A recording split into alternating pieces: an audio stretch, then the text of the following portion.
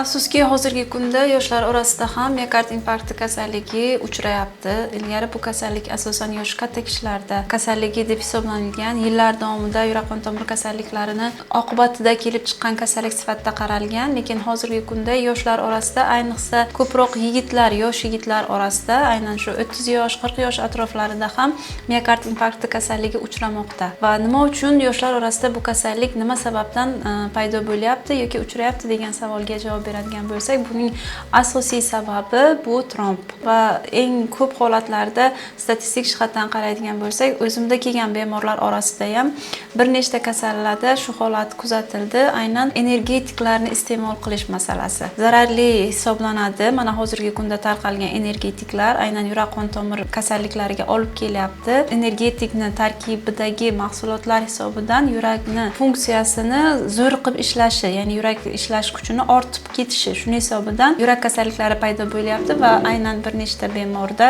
mana shu energetik hisobidan yosh yigitlarda miokard infarkti uchrash holati aniqlandi.